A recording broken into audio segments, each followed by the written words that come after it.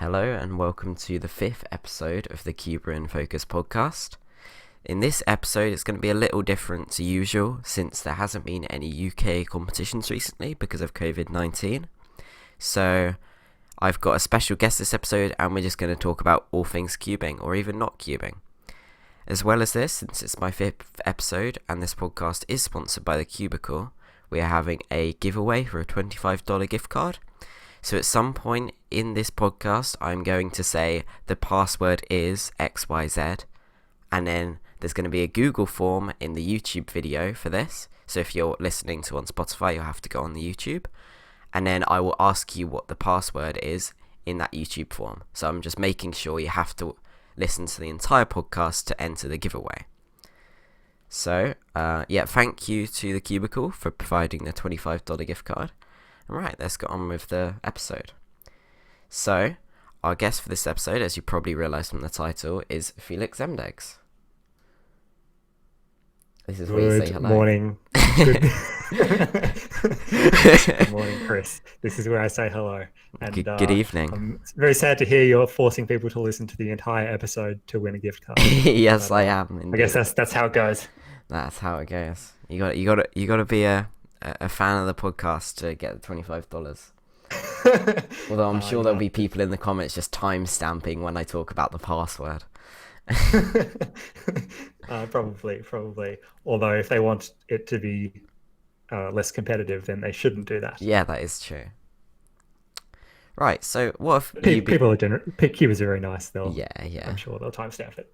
What have you been up to during your spare time then recently? During my coronavirus time. Yeah, your coronavirus time. Well, to be honest, the main thing I've just watched slightly more Netflix. I'm still I've just been like working from home for the past month or so. Okay. And I guess where I'm working is still like reasonably like it's pretty busy at the moment. Yeah. And so I'm kind of lucky enough to have be very occupied by that. Yeah. So I haven't had an especially large amount of free time compared to usual, to be honest. Yeah. But I don't know, it's kind of been nice. I'm back at home with parents and my brother. So spending spare time watching Netflix, doing some cooking, helping doing stuff around the house, exercising a bit more. But to be honest, not an inordinate amount of cubing or any more than normal. So, but taking the time to learn some algs actually, which is something I never do enough, and I always same. But now that there's no competitions at all, not forever, but for the foreseeable future, it's probably a good time to learn and implement some algs. Definitely. Yeah. How about you? Yeah, schoolwork,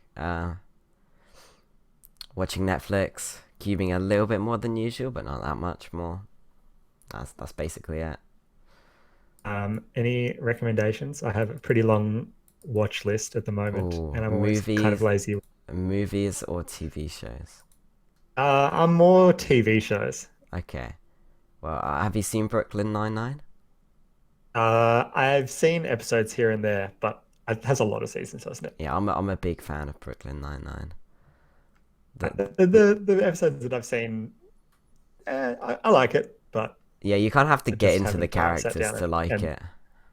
Yeah, exactly. Yeah, big commitment. Yeah. I watched The Stranger recently, which was quite good. It was one of the Netflix ones. It was Stranger. Is that a movie? No, it's like a 10 episode TV show. It was quite good though. Yeah. Have you seen The In-Betweeners? I'm saying that. Have you seen The In-Betweeners?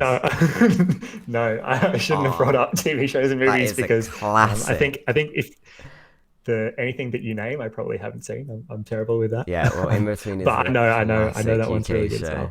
Yeah. Yeah. Yeah, it's always funny when we're talking to like Americans or anybody else who's not from the UK and we bring up The In-Betweeners. We're always very disappointed when they haven't seen it. Yeah, no. I'm sorry. I'm trying to think what British shows have you seen like Bad Education? That's quite I good. think the one that comes to mind, probably my favorite, is Black Mirror, which I Ooh, believe Black is Mirror is very all, good. all British. Yeah, yeah, but I that's think not they've got really comedy. some American ones in there, but yeah, mostly they are British. I like British TV shows though. Yeah. What's the one that uh, Would I Lie to You? I can't Oh stop yeah. watching that. British humor is good. Yeah, yeah. And it's a lot less censored over here as well, like compared to America. Like America did a an American remake of The Inbetweeners, and the UK ones there's like lots of swearing in it as well. It's pretty vulgar. And the American one, when in the UK one they say bus wankers, in America it's like bus turds or something. It's awful. That is very American. Oh god, it was very very bad. I think Australia is much more similar to the UK than it is to America Yeah. Right. culturally. We're gonna do a quick quiz. I'm on your profile and I'm gonna pull out some questions and you're gonna try and give me the right answer. Oh dear. Oh dear Um, indeed. Right. okay, okay. How many questions and what's I yeah. have no idea. Yeah, okay. Okay, Can you plan this? how many national Yeah. records have you held that haven't also American. been continental or world Yeah, yeah, records? yeah, yeah. I know the question. It was six, right? Yes, it is 6. That is correct. Yeah, yeah, yeah. I just remember that number and remember not breaking any national records ever, or for a long time. Right. Okay. Name 2 events that you are not top 1,000 in the event as in events I mean single or average as well, so out of the Okay. so yeah, name Um, 2 events you're not top 1,000 in the world in for one of single or average. There was a total of what are 3, the? by the way. Yeah, yeah. So I'm sure the three are like pyramids. Wait, what are the shitty events? Am I allowed to swear on this Yeah, podcast? is this fine? Yeah, so pyramid, cube, and clock are Yeah. obviously the three worst events. But I feel like I have I feel like I'm probably top 1,000 for like either single or average in some of them. And so can I ask, is it like one category, like one single pyramid, cube, and clock? Yeah, And so then I need to guess a single and average. you have Am I correct? 3 not top 1,000 and all of them Yeah. have either single or average in the top Yeah, 1,000. yeah. Okay. Pyramids, I feel like what's my average? Like mid four. So I'm gonna go single. Yep. Beautiful. What's the rank? 508. Wait, I thought you said not top 1,000. Oh yeah, of course, yeah. No, yeah, 4.5 isn't top 1,000. My bad. Okay. I thought that was decent. But your No, single's obviously not. 2.2. Wow, what a pro. Skewb, my single is actually decent, so skewb average. Yeah. Then clock, uh, my average is like, I feel like it's relatively worse. It's like 11 or something. So Yeah. clock, average. Yeah, they're all Yeah, very average. good. And fun fact, your clock average is ranked 1,000th exactly in the world. So I guess Very you could say exciting. that is top 1,000 then. I guess you could. I have no plans to improve that. Hashtag remove clock. Yes, I agree. Right, so out of all of your 121 world records, 206 continental records, and 6 national records, which record would you say was your favourite? Hey, is this still a quiz or No. is there an This is objective? just the this is There's an just a objective question. correct answer, right? Yeah. This is just Oh, I hope I your. don't get this one wrong. Yeah, hold on. I'll have more stuff soon. I'm busy. Oh, shit. Um, the common answer that I give to that when I'm asked is 921. Mhm. Um, my first ever 3x3 average, just Yeah. because like I don't know, it was just like the build up for so long, like practicing at home, not Yeah. being able to like for the first ever Australian comp, waiting for an official Australian competition, like doing all these Yeah. times at home, and then finally when I got the chance, and then I guess got the sub 10, so that was I Yeah. guess Massively what smashed it kickstarted as well. everything, what kickstarted everything. So Yeah. that's the one I say is my favorite, um, just because nothing else. I mean, Yeah. there's obviously like many special ones over the years, but that's probably a favorite. And then I'll stick with that. Don't Okay. need to talk. I don't need to go on talking about many of my records. I could do that for a long time. Yeah, you have a lot of them. All right. Well, not anymore, but yes. So, at the moment in Australia, who do you think is some of the upcoming Cubers, just for any event or yeah, who do you Right, think are right. upcoming? That's a good question. Okay. There's actually a lot of fast kids in Australia. Yeah. Um, at least that's how I kind of feel. Maybe it's just a function of cubing competition becoming more popular and more people going to them. But I think the standard's really, really good, especially in Melbourne, Yeah. where I live, and yeah, not so much. Sydney to a lesser extent as well, but definitely Melbourne's like the hotbed of competitive cubing in Australia.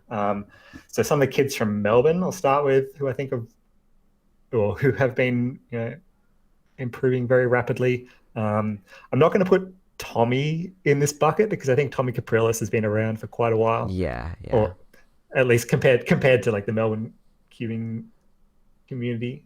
Not to say he's a veteran or anything like that, but Yeah. um, he's obviously very very good at 3x3 and like needs to get a sub 7 average soon. And also Yeah. just I mean, probably could have easily done it, but he spent all his time practicing FMC, which has gotten him, third in the world. So that's Yeah. probably a valid reason that he's kind of stepped away from 3x3. So then we've got Riley Dexter, Yeah. who is a bit inconsistent in 3x3 in comp, but I feel like, uh, yeah, he's improved very quickly over the last few years. He's N by N Cuba. I think he does Scube and Pyramix as well, but he's pretty decent at 3x3. I'm probably going to forget names as well. Dave Epstein, improving very quickly. Definitely OCR potential in square one, or he has OCR square one, but has much more potential there. And 2x2 potential as well. I think he's like mid one at home. Hmm. Um, who else from Melbourne? Definitely forgetting people. Um, and then off the top of my head, from other places, Jody Jones from Tasmania.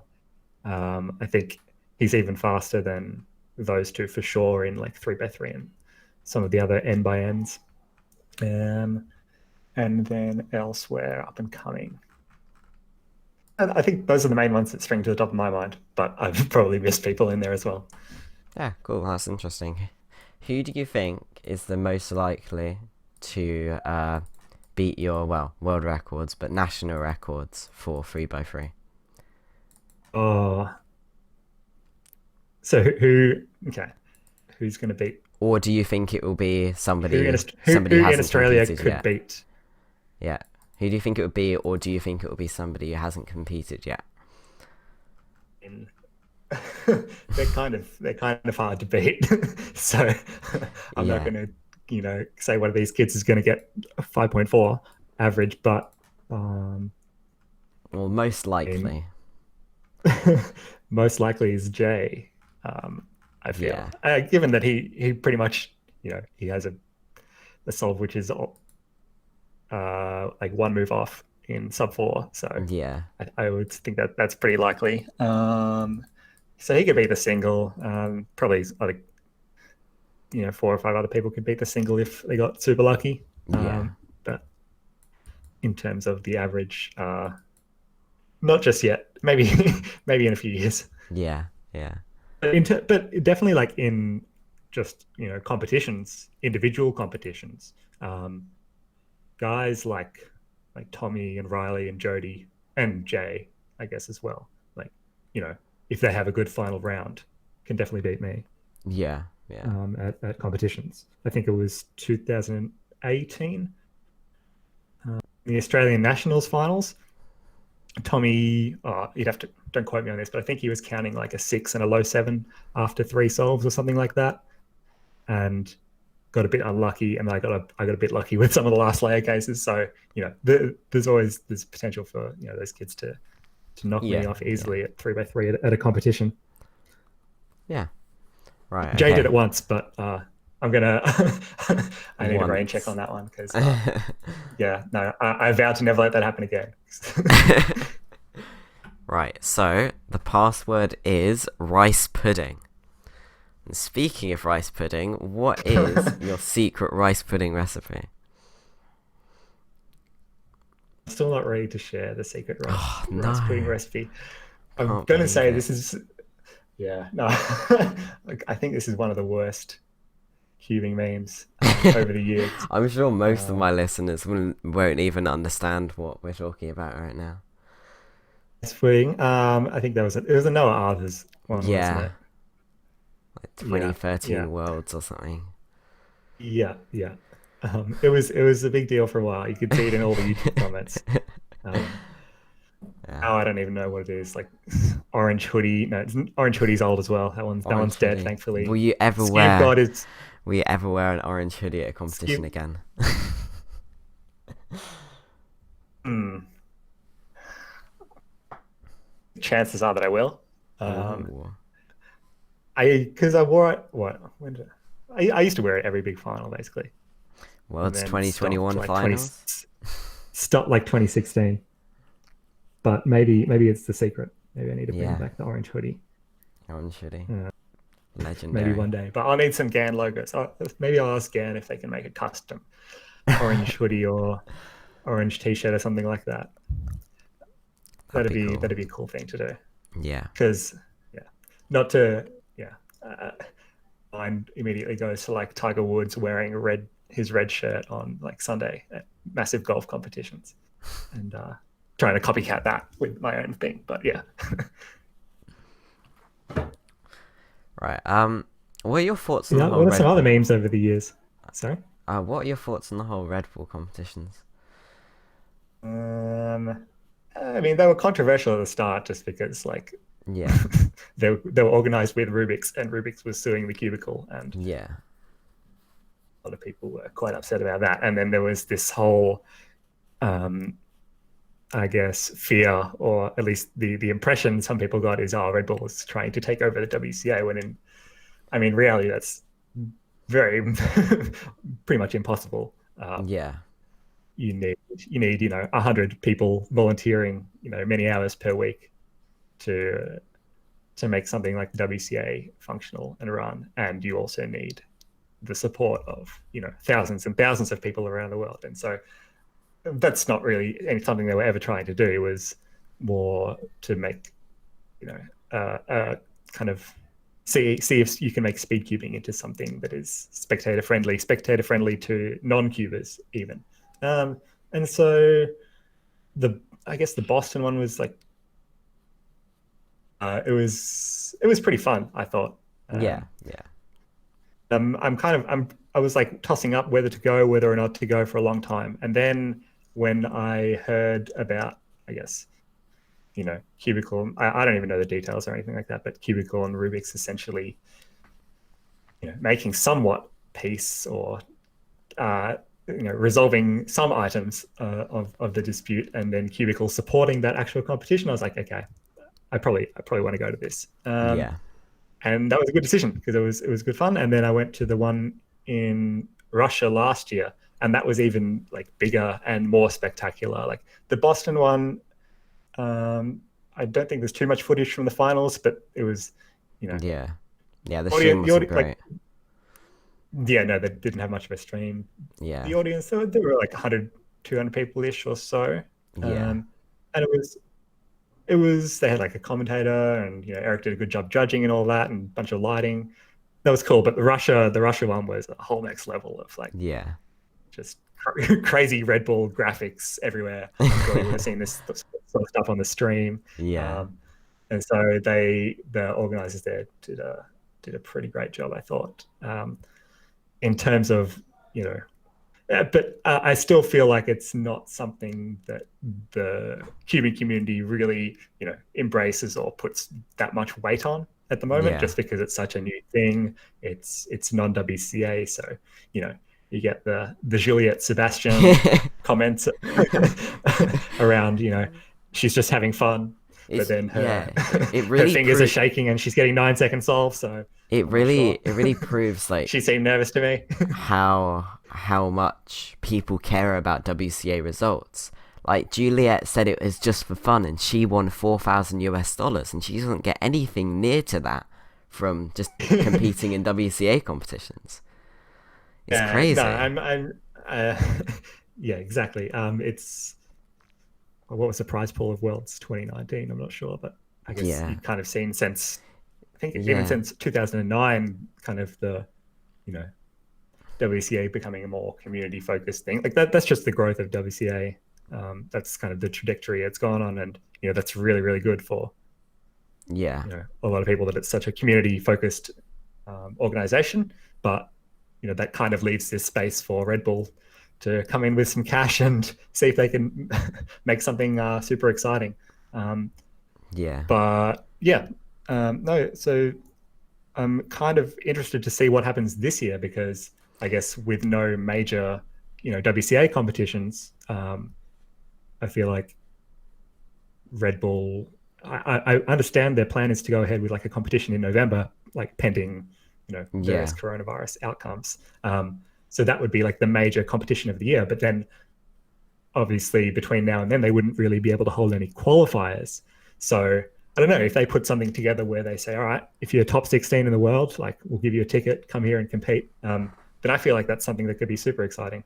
Yeah, definitely. I say selfishly as one of the competitors getting a ticket to these sorts of things, but hopefully super exciting for people to watch from home as well. Yeah, it was good to watch last year, because there is a desire, and like even I love watching like cubing competitions, especially with good commentary. I'm happy to spend hours just sitting and watching finals, or watching a US Nationals or a Euros with good commentary. And I kind of feel like if I can enjoy watching competitions like that, then I'm sure many other people kind of have that desire, and there's a need for that. And so you saw with the popularity of like Mental Block TV, they kind of brought cubing streaming to a whole next level, and precipitated that for major comps. So that, I think it's a good development, and hopefully the Red Bull stuff continues. But I think this year is like the last year of the contract or the agreement, or the planned competitions. So it'd be interesting to see if they say, all right, it was a fun experiment, but we don't think it has any legs, or I think this really has some momentum. Let's see if we can keep it going. But I think it really depends on what they do this year. It's likely they just won't do anything at this stage, because then if they really want to hold qualifiers, it's going to be very difficult to do that and also have the finals this year as well. Yeah, but I think at least my understanding is that the intention is to run the finals. Yeah. But then if you don't have time to run these qualifier events, which really, I don't know, my feedback to them was that kind of I think they seem like a bit of a waste of time. Wait, that might be a bit harsh, but I feel like I don't know what they get out of those qualifier events.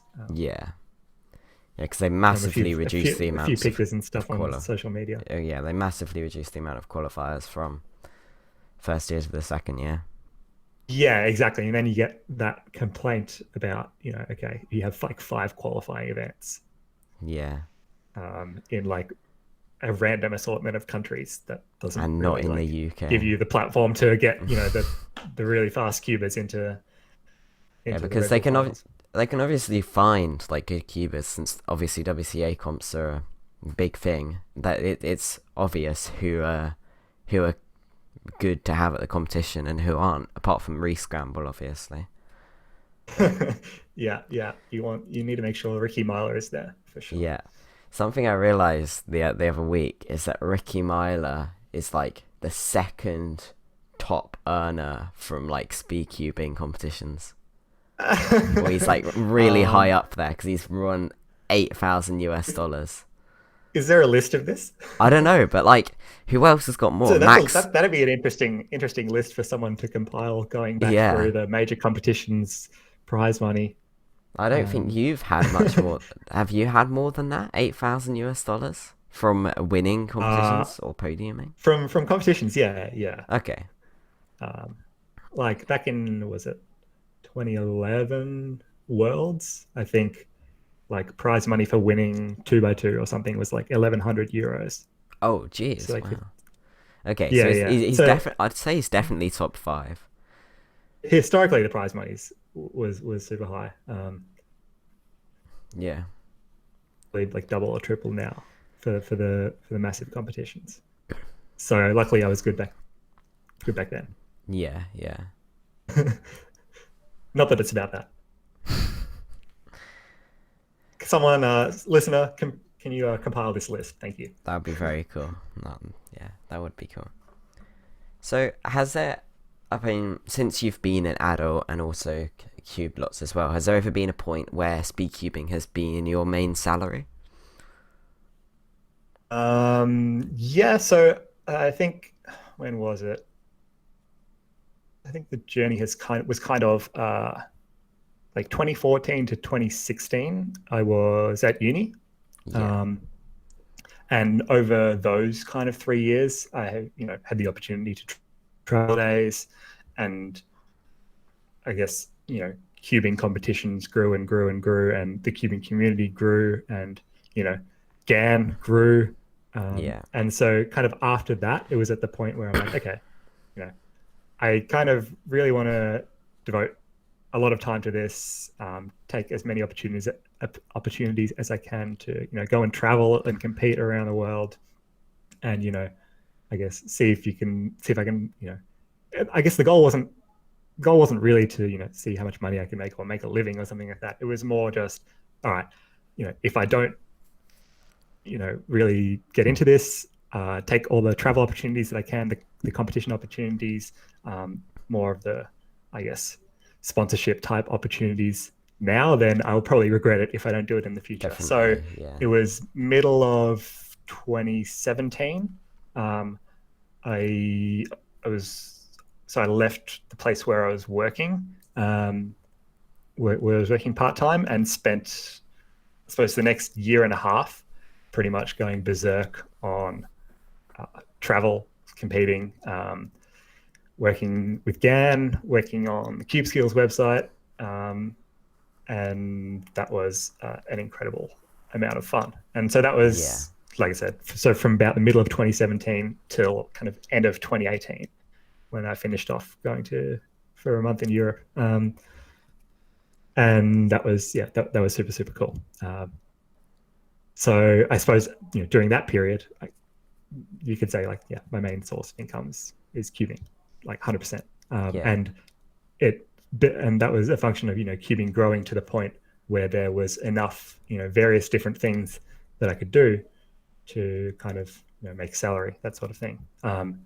Whether yeah, it's, working on the Cube Skills website, that was kind of a smaller thing.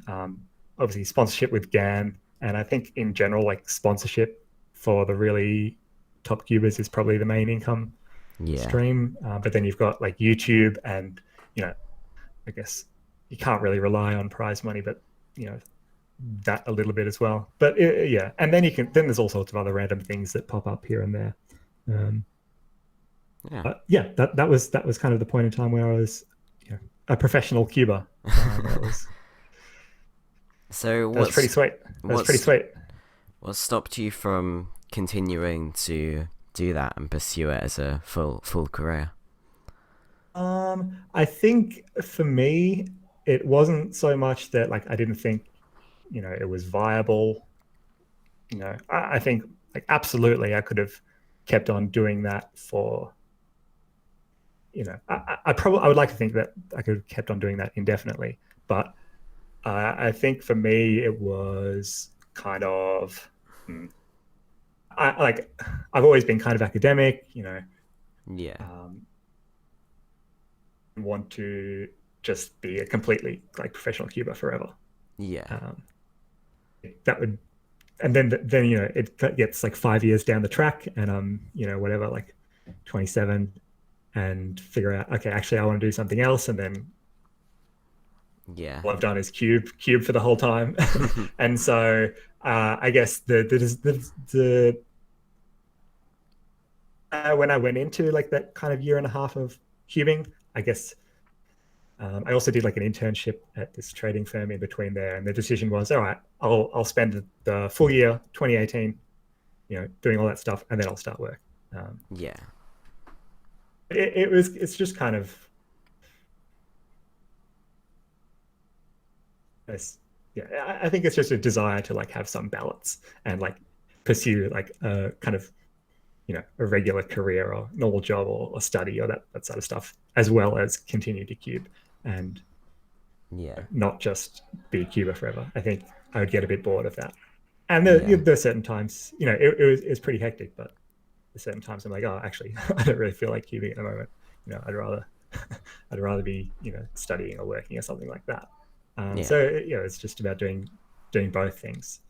But I mean, that's not to like discourage, anyone, and particularly, the super fast cubers of, coming up now, coming, into university, out of university, to pursue that sort of thing. And I think you see it now with someone like Jaden, who, from my understanding, is pretty much full-time cubing, um, Yeah.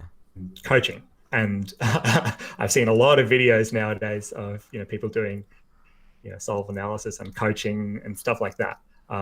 And so I guess that's something I kind of encourage people is see if that's something you want to do. Go ahead, do it in the right way, and there's a lot of opportunities out there in the cubing world. Not only coaching, but you know if you're fast enough, I guess sponsorship, but as well as stores are only going to get bigger. Manufacturers, I feel like, are only going to get bigger. Yeah. Cubing is on 100%. it's on a big roll. Um, so I don't know if you're going into uni, out of uni, whatever. Don't be afraid to take some time to cube full time, if whether that's just taking a couple months to go and travel and compete, or like if you can actually do that. Obviously, some people, like, there are limitations to that as well. Yeah. Life gets in the way, and not everyone has those sorts of opportunities or is that lucky. But if you're super passionate about it, yeah, it's a lot of fun and something you won't regret, for sure. There's a lot of time to do lots of other things in life. Yeah. It's interesting. What Being very apart from very philosophical. yeah, apart from Australia, what would you say has been your favorite country to compete in? Mm. I think that there's a distinction between favorite country competing in and like best trip. Yeah. Um, the I have a default answer for the best trip, which is when I went to South Africa with Mats. Oh Um, yeah. this was literally, I was like 18. Mats was 18 as well. Yeah, Mats was 18 as well. Um, we just like got this email from this random little South African cube shop, being like, "Hey, do you want to come over for a couple of weeks, and do some competitions and do some sightseeing in South Africa?" And looking back on it now, it's like, okay, that's pretty crazy. Just just to be like, okay, sure, I trust you. Like, happy to come over and do that, in a place which is, you know, I guess Johannesburg in particular is a pretty dangerous city. Like, Yeah. you saw people with guns like outside the car. Security it's pretty full on. Um, and so going over there like by ourselves. Well, I was with Mats and with other people, but then after the competition, I went on a safari with like effectively by myself with like a tour group, um, and that was like, yeah, a super fun trip. Yeah. We didn't spend too much time in Johannesburg, but then we went to a city called Cape Town on the Oh other yeah. side of the country, or like down south, and that was yeah, that's like one of my favorite places I've ever been to. Yeah. It's like my second like real big overseas solo cubing trip. So I'd have to say that. Yeah. That sounds Love pretty to go fun. back there one day. And then favorite place to compete in. Um,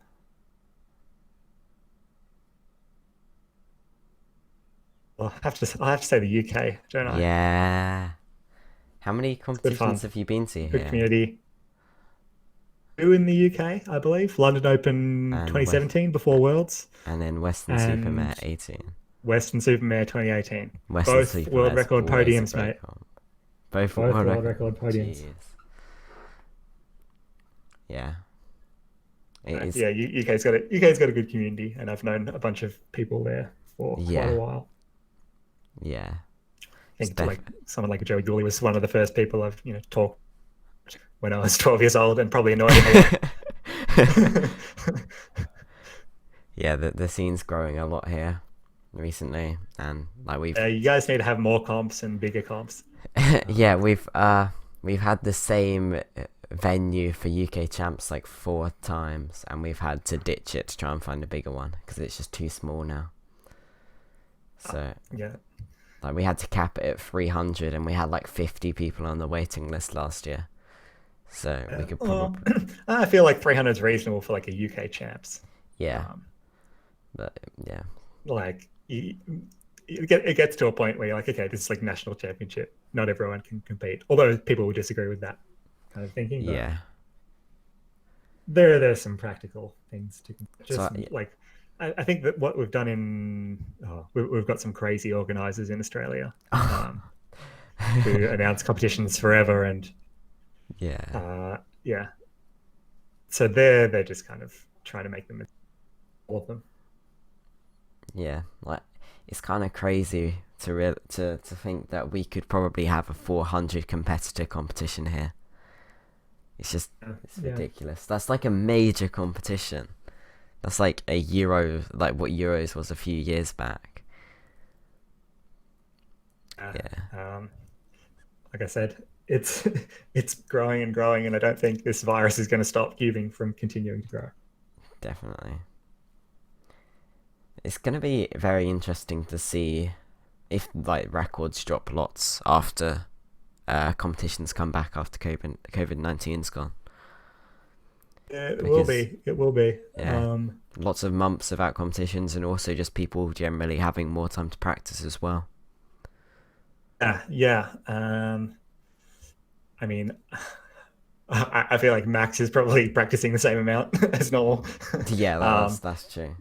Same with but Timon it's as just that well. he will have had 6 months to practice in between competitions. So who knows? And he Yeah. doesn't post many at home videos nowadays either, apart from like random cup stacking videos. So it's really yeah, I'm sure he'll improve a lot over this time. Yeah. Then yeah, obviously the same goes for many other cubers. But we will see. One thing I was meaning to ask you is before the 3x3 finals of World Champs 2017, what sort of placing were you expecting to get? Were you expecting to Like win or before the finals? before the finals? Yeah.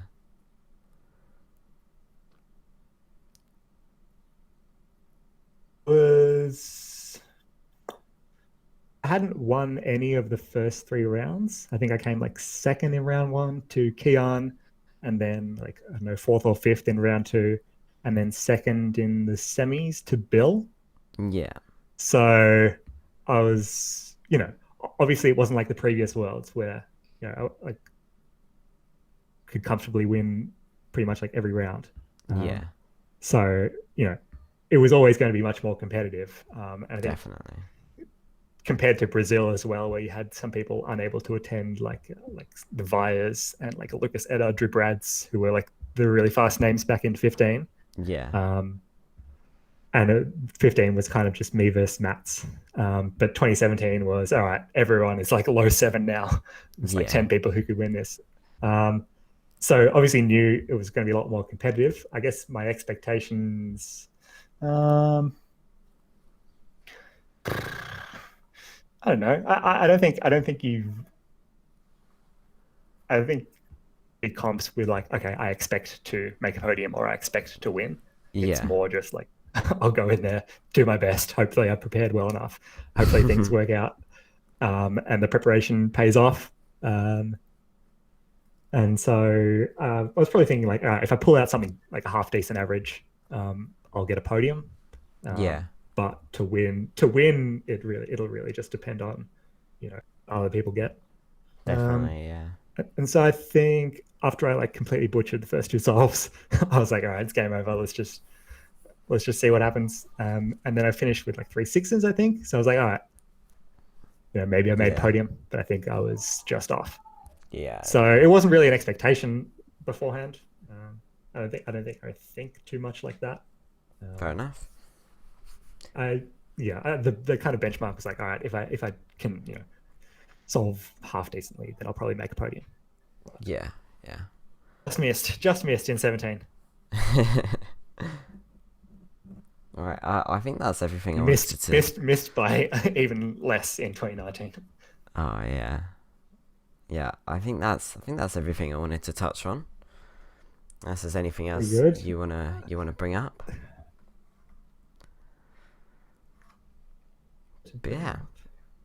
No, I'm just a shout out to all Chris's listeners. Rates podcast, comment, rate, subscribe. Make sure you submit for the Cubicle $25 gift voucher. Yeah. The password is rice pudding Oh no, now I can just skip to the end to for those find who it. missed.